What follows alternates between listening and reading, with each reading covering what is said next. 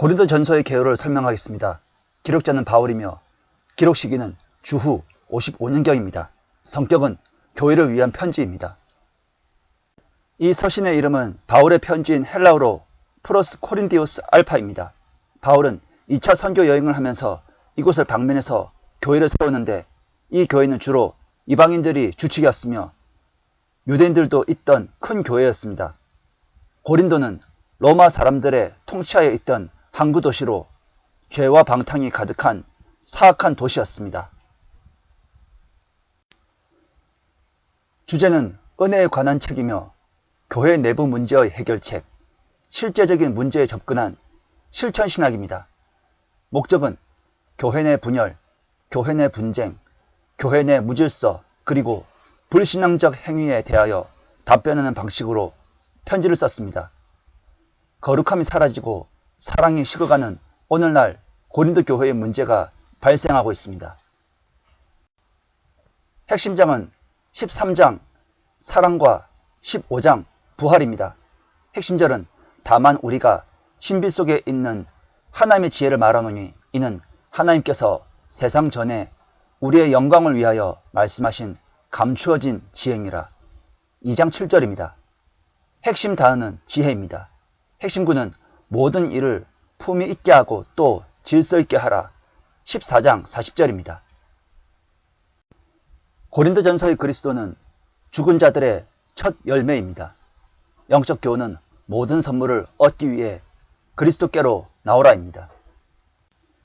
고린도전서의 내용을 설명하겠습니다. 사도 바울, 그의 고린도 교회의 관계는 사도행전 18장 1절에서 18절과 고린도인들에게 보낸 서신들에서 설명되어 있습니다. 고린도인들에게 보내는 사도 바울의 첫 번째 서신은 그가 에베소에 거주했던 3년 기간의 끝 무렵이었던 약 AD 57에서 59년경에 기록되었습니다. 바울과 고린도 교회의 관계에 대해서는 사도행전 18장 1절에서 18절에 기록되어 있습니다. 고린도라는 단어 자체가 장식물이라는 의미를 갖고 있습니다. 바울이 살던 시대에 고린도는 로마의 아카야 지방의 중심 도시였습니다. 상업으로 유명한 이 지역 양쪽에는 항구가 있었습니다. 사방에서 몰려온 이질적 민족들이 혼합하여 사는 중 종교적 혼합주의가 성행하였던 것입니다. 고린도 교회의 문제는 주변 문화로부터 물려받은 세계관을 변화시키지 못한 것이었습니다. 역사가 스트라보에 의하면 아프로디테 신전에 100명 이상의 여제사장인 종교 창녀들이 들끓었다는 것입니다. 크리소스톰은 고린도를 가리켜 일찍이 볼 수 없었던 가장 방탕스러운 도시라고 부르기도 했습니다. 고린도 사람처럼 행하다라는 표현은 성적으로 부도덕하게 행동하는 것을 의미했고 고린도 여자는 매춘부를 뜻했습니다. 이 서신을 쓴 계기는 혼인과 우상에게 바쳐진 음식의 사용에 관한 질문을 담아 고린도에서 보내온 편지 때문이지만 사도 바울은 교회 내의 깊어지는 분열과 늘어나는 싸움, 성적인 면에 있어서는 이방인들까지라도 비난할 만한 더러운 사건을 고린도 교회가 용납하였던 것입니다. 즉, 어떤 성도가 자신의 계모와 간음을 하였고 교회는 그것을 묵인했습니다. 창녀들과의 매춘도 서슴지 않는 사람들도 있었습니다. 그런가 하면 결혼을 죄악으로 생각하는 금욕주의도 나돌고 있었습니다. 형제들끼리 분쟁을 일으키고 불신자 재판장에게 그 판가름을 청하는 자들도 있었습니다. 어떤 사람들은 우상에게 바쳤던 제물을 고기를 차려 놓은 식사에 초대를 수락하고 이방 제사들의 식사에도 참여했습니다.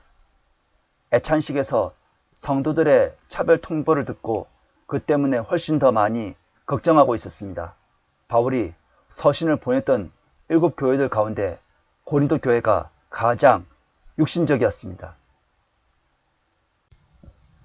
그들은 특정 지도자의 지혜와 언변에 따라 자신들이 그 지도자에게 속한다고 주장하지만 그리스도의 십자가만이 하나님의 지혜를 드러냅니다. 성령도 마찬가지입니다. 성령도 이 지혜를 이해하도록 도우십니다. 그리스도인은 이방 신전에서 행해지는 제사에 참여하지 않으므로 우상 숭배를 피해야 합니다. 고린도 교회는 카리스마적인 은사를 사랑보다 더 높이는 분열적 행동을 멈추지 않았습니다. 소위 사랑장은 호되게 꾸짖고 무언가를 뿌리뽑고 근절시키는 12개의 장이 지나가고 등장합니다. 신약에서 가장 육신적인 교회는 성령의 은사들과 방언들로 말하는 것에 대해 긍지를 가지고 그것들을 자랑했던 교회였다는 사실에 주목해야 합니다. 예배는 방언한다는 사람들 때문에 질서가 문란하였습니다. 교회 안에 종교적 열광과 신비주의가 성행하였습니다. 질서와 덕을 세우기 위한 설교가 있어야 할 교회 안에 소란과 무질서가 생겼습니다. 영적 은사의 우위성에 대한 토론으로 서로 반목하게 되었고 방언 등으로 인해 예배 질서가 파괴되었습니다. 즉 방언을 그리스도인의 은사라고 해서 높여주고 성령의 다른 모든 역사를 능가하는 것으로 알고 거기에 몰두하였습니다. 말하자면 고린도의 회심자들은 모든 은사주자들처럼 육신적인 아기들이었습니다. 그리고 교회 일부에서는 죽은 자의 부활에 대한 정통 기독교 신앙을 부정하는 사람들이 있었습니다. 부활을 과거의 것으로만 회상하지 결코 죽은 자들의 부활을 믿지 않았습니다. 오직 영적 부활만을 인정하는 풍조가 있었습니다. 성경 전체에서 고린도전서 15장만큼이나 부활에 관하여 가장 위대하게 언급하고 있는 장도 없습니다. 부활에 관한 엄청난 진리의 계시까지도 그 주제와 관계를 가지도록 되어 있습니다. 고린도전서는 실제적인 교회생활, 특히 기독교가 이방인들의 사회에 정착하면서 생겨나는 여러 가지 문제들에 대한 직접적인 자료들을 제공해주는 최소는 고린도전서라고 말할 수 있습니다. 그리고 로마서를 신학적 교리서라고 말할 수 있다면 고린도전서는 실천신학적 서신입니다. 고린도전서에서 문제가 되는 것은 율법, 칭의, 구원 등과 같은 교리적인 것이 아닌 사랑, 순결, 양심, 절제와 같은 실제적이며 도덕적인 것입니다. 또한 고린도전서는 목회사역에 교훈을 줍니다. 목회자와 성도 간의 구체적인 문제들, 목회 원리의 오의, 목회자의 권위의 본질과 직무 등에 관한 지식을 얻기 위하여 적합합니다. 고린도전서를 분석하겠습니다. 1. 소개. 은혜 안에서의 믿는 자의 지위. 1장 1절에서 9절. 2. 현재 그들의 내분 상태와 대조시킴. 1장 10절에서 4장 21절. 첫 번째, 교회에 일어난 싸움. 1장 10절에서 12절. 두 번째, 침례주는 자들의 과대평가를 경계. 1장 13절에서 3장 17절. 세 번째, 인간적 영예를 공격. 3장 18절에서 4장 13절. 3. 부도덕을 책망하고 징계를 명령함. 5장 1절에서 6장 8절. 첫 번째, 근친상간 사건. 5장 1절에서 13절. 두 번째, 성도들 간의 재판정에서 고소. 6장 1절에서 8절. 4. 몸과 그리스도인의 혼인의 신성함. 6장 9절에서 7장 40절. 첫 번째, 불의한 자. 6장 9절에서 11절. 두 번째, 창녀와의 매춘. 6장 12절에서 20절. 세 번째, 결혼 문제. 7장 1절에서 40절. 5.